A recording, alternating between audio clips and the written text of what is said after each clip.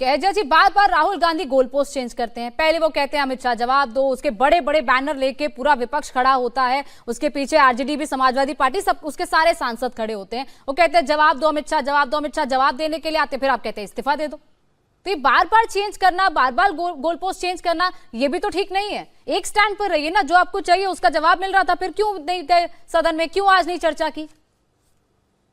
कि लगातार इन लोगों से जवाब मांगा जाता है, सत्ताधारियों से, अमित शाह जी से जो कि गृह मंत्री हैं, नरेंद्र मोदी जी से जो कि प्रधानमंत्री हैं। 1 महीना लंबा स्टूडेंट प्रोटेस्ट चला, ब्रूटैलिटी हुई बच्चियों के साथ, क्या नहीं हुआ, झूठ सच अफवाह इन्होंने अंत में फैलाया। और जब जवाब मांगा जाता है तो ये लोग गायब हो जाते हैं और अंत में बोलते हैं कि जवाब दो। अरे भाई, आप जब जवाब देने का मौका आता है आप देंगे नहीं तो नेचुरली है कि आप इस्तीफा दें। अगर आप जवाब देने की पोजीशन में नहीं है, आपसे कंट्रोल नहीं हो रहा है, गृह मंत्रालय है, पुलिस आपके अंडर में है, आप या तो आदेश देते हैं या वो आपकी बात नहीं सुनते। अगर आप आदेश इस तरह की देते हैं तो जो ब्रुटैलिटी हुआ, आपको धर्मेंद्र प्रधान के साथ आपको भी इस्तीफा दे देना चाहिए अगर आपसे गृह विभाग नहीं संभल रहा है तो। और मैं नरेंद्र मोदी को भी बोलूंगी कि आपकी संवेदनाएं कहाँ है? आपने स्टूडेंट्स के साथ जितने वादे किए, इतने प्रताड़ित किए गए स्टूडेंट्स को, क्या आपने सोचा कि वही कल के भविष्य है?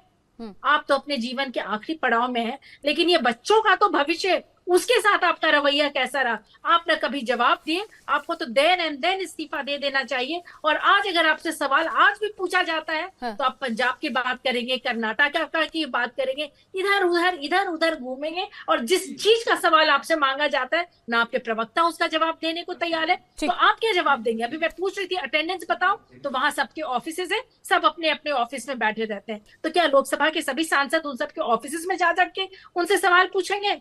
एक तो आप जवाब नहीं देते हैं, एब्सेंट रहते हैं, सवाल करने पे आप आलोचना करते हैं राहुल गांधी की। वो विपक्ष में लीडर ऑफ ऑपोजिशन है, आप लोग जवाब कम देना चाहते हैं, सिर्फ उनकी आलोचना करने में विश्वास करते हैं।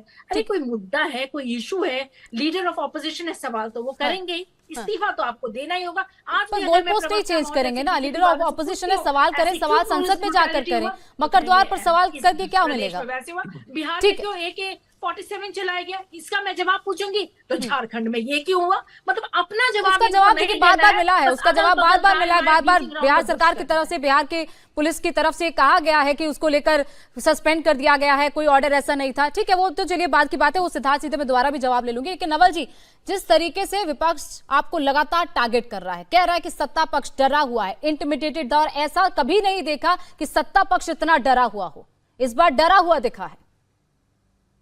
बिल्कुल नहीं, ये विपक्ष के द्वारा, खासकर कांग्रेस पार्टी के द्वारा एक नैरेटिव बनाया जा रहा है। ये पूरा मामला नैरेटिव बनाने का है, भ्रम बनाने का है, और कुछ मामला नहीं है।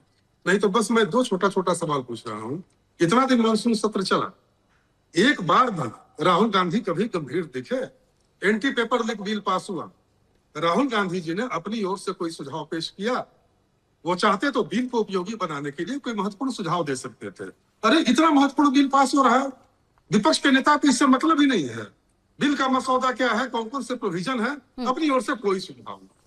दूसरी बात है कि यद्यपि राहुल गांधी जी ने सदन में हंगामा करके सदन में गतिरोध पैदा करने का पूरा प्रयास किया, बावजूद इसके एंटी पेपर लीक से जुड़ा बिल हो, टैक्सेशन से जुड़ा बिल हो, केरल के नाम परिवर्तन से जुड़ा बिल हो, कई सारे बिलों को पास करके वर्तमान सरकार ने उच्च स्तरीय जन जवाबदेही का प्रदर्शन किया। लेकिन मेरा एक सवाल यह है कि आखिर इस नैरेटिव के केंद्र में क्या है? छात्रों का हित है, सीधे सीधे छात्रों का हित है। तो राहुल गांधी जी से देश की जनता यह जानना चाह रही है कि जिस तरह से छात्रों के हितों को मुद्दा बनाकर आपने देशवासियों की आंख में धूल झोंकने का प्रयास किया, आप रांची क्यों नहीं? आपने हेमंत सोरेन से इस्तीफा क्यों नहीं दिया? आप पीएम मोदी के आवास के बाहर धरने पर बैठे, आप हेमंत सोरेन के आवास के बाहर धरने पर क्यों नहीं बैठे? आपने झारखंड के शिक्षा मंत्री से इस्तीफा क्यों नहीं? आपने समर्थन वापस लेने की घोषणा क्यों नहीं की?